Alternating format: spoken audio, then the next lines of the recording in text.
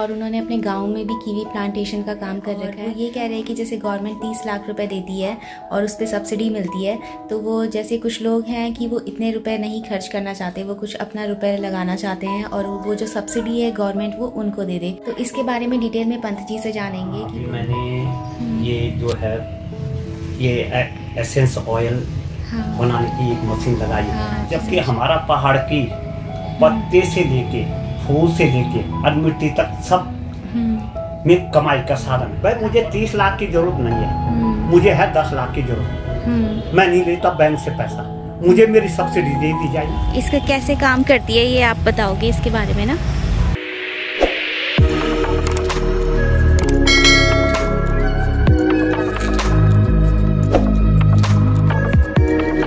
आप सभी को हमारा प्रणाम। तो आज के ब्लॉग में हम आपको दिखाने जा रहे हैं श्रीनगर की पंत नर्सरी।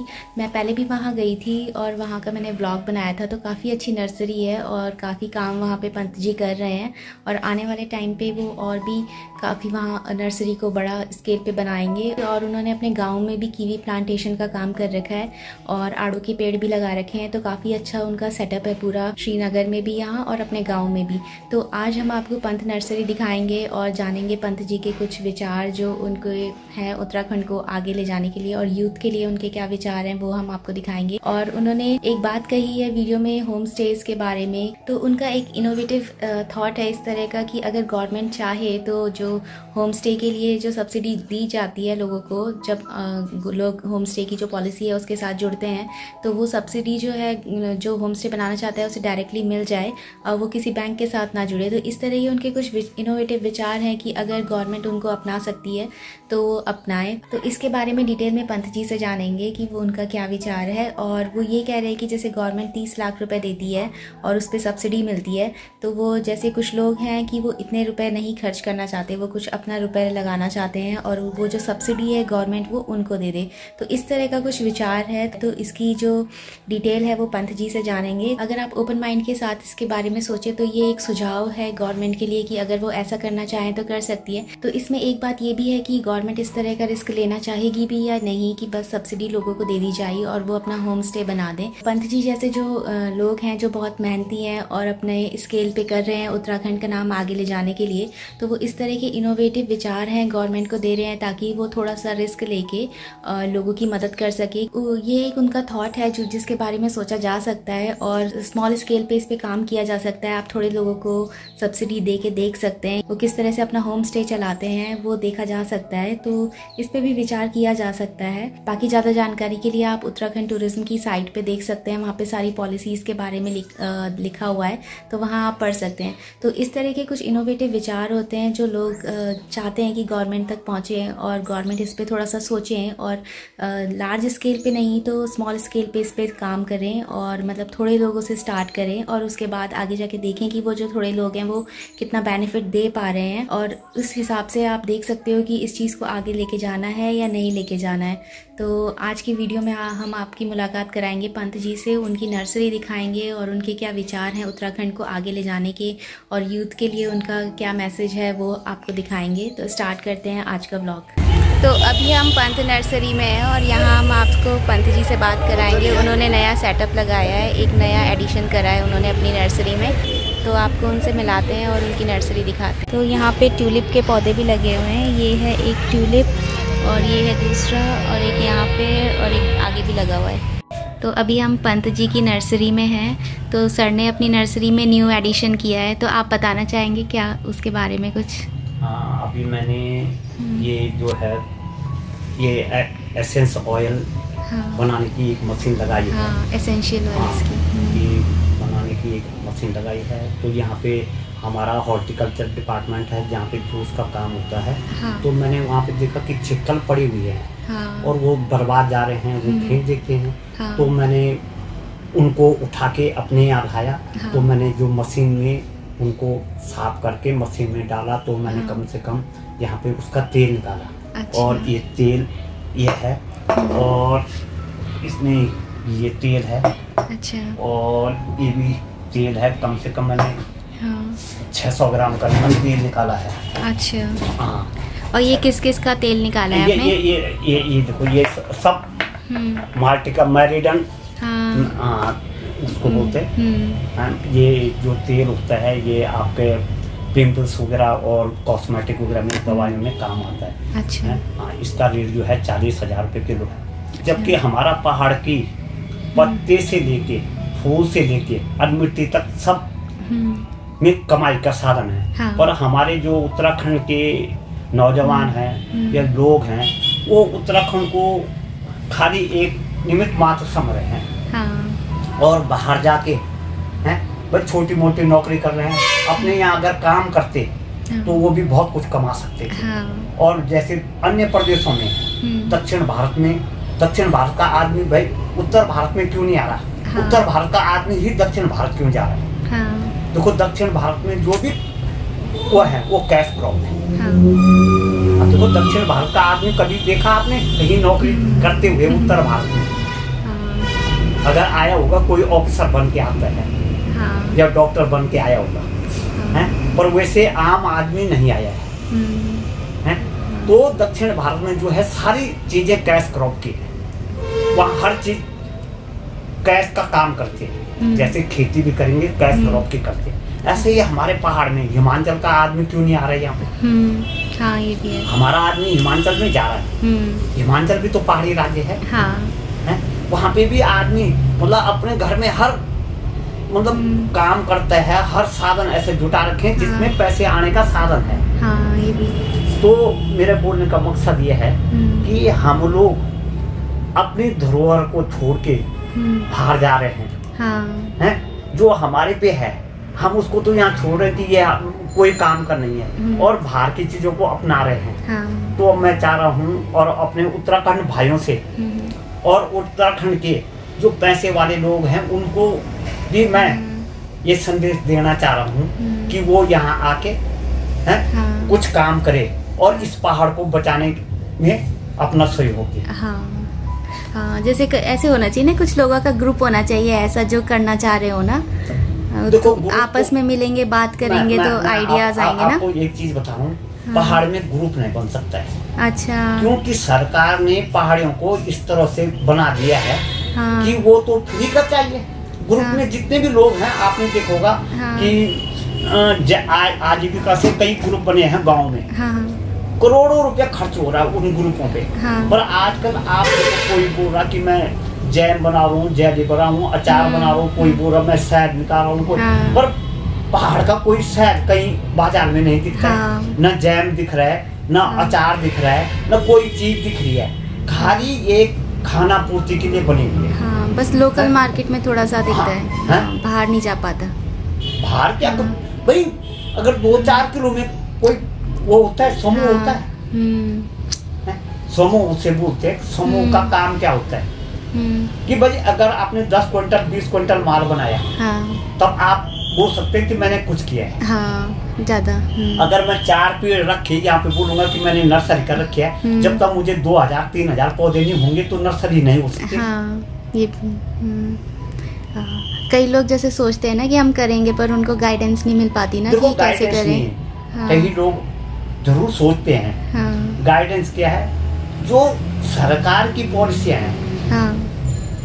वो जो सोचने वाले की पॉलिसी के अनुरूप नहीं है। अच्छा। अब मैं चाह रहा हूँ अगर मैं बैंक में जाता हूँ। हाँ। अगर मुझे फाइनेंस की सबसे बड़ी प्रॉब्लम पहाड़ के अंदर क्या है? पहाड़ का आदमी क्या है? पैसे से कमजोर है।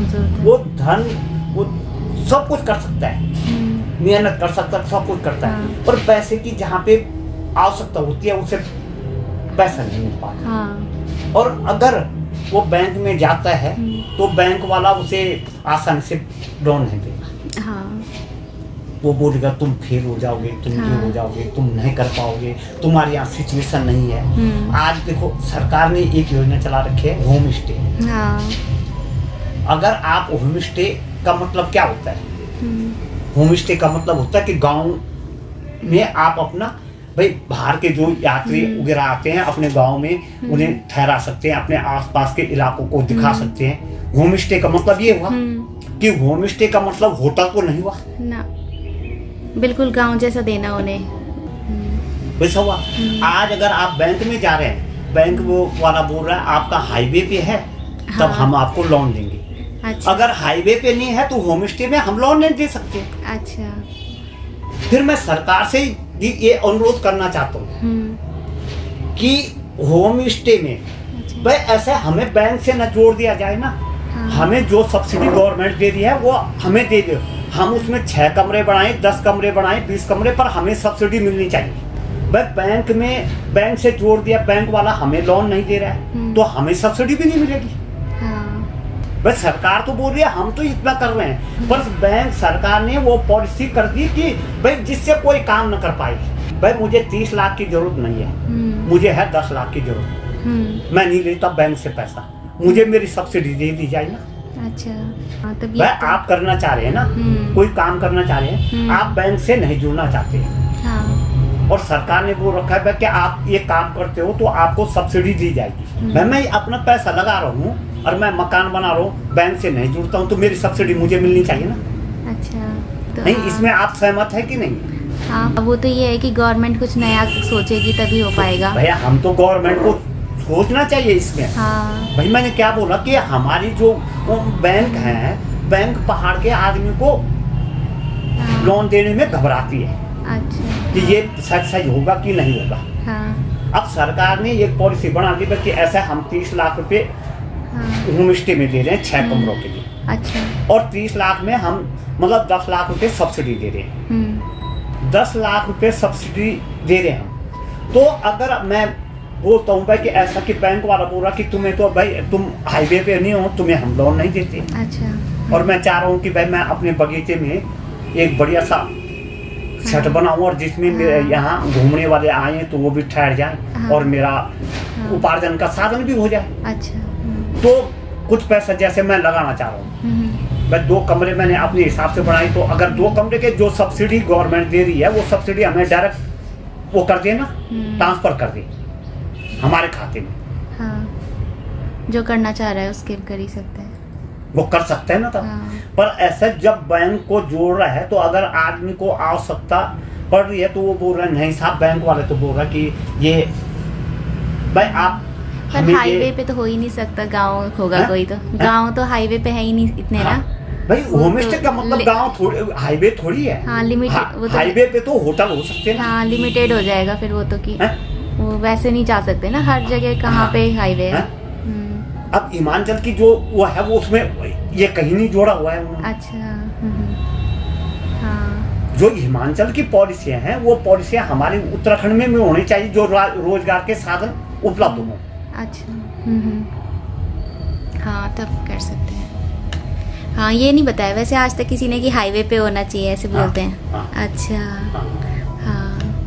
तो जैसे आपका ये ऑयल का है, तो अभी आप इसको सेल कैसे करोगे? जैसे अब देखो हमने बनाया है तो अब देख लो हमने ये बनाया है, कुछ लोग तो यहीं से ले जा रहे हैं। हाँ। तो अब हम धीरे धीरे यहाँ पे जो कर रहे हैं तो हम जैसे गुलाब जल भी रखेंगे। अच्छा। और आपका लेमन ग्रास का तेल भी रखेंगे, रोजमेरी का तेल भी रखेंगे और आपका पेपरमेंट भी रखेंगे। तो जब हम यहाँ पे सभी चीज का तेल लगाएंगे तो थोड़ा थोड़ा धीरे धीरे बिकता रहेगा। हाँ। भाई प्रचार प्रसार जब होगा तो हम इस पे उत्तराखंड का लेबल लगा के बेचेंगे। तो मैं हाईवे पे बैठा हूँ भाई, यहाँ पे यात्री भी आएंगे, वो आएंगे, सभी लोग आएंगे। हाँ। तो अभी तो मेरे पे इतना है कि मैं कहीं बाहर भेज सकता हूँ। अभी तो 1 लीटर 2 लीटर बनाया। अच्छा। तो उसके हम छोटी बोतल बना के यहीं पर बेच सकते हैं। अच्छा। हाँ, ऐसा कोई प्रॉब्लम नहीं। तो अभी आपने ये किसके छिलके का बता रहे हैं? ये माल्टे का छिलका, जो हमारा माल्टा होता है उसका छिलके का ये तेल बन निकाला। अच्छा। और अभी आपने गुलाब का ट्राई करा? हाँ, गुलाब का भी करेंगे। हाँ। अच्छा। गुलाब का करेंगे, लेमन ग्रास का करेंगे, रोजमेरी का करेंगे। मेरे रोजमेरी है मेरे पे। अच्छा। गुलाब है, लेमन ग्रास है जो मेरा बगीचे में लगा हुआ है। ये तो ऑयल है, इसके बेनिफिट्स लिखे हुए हैं ऑयल के।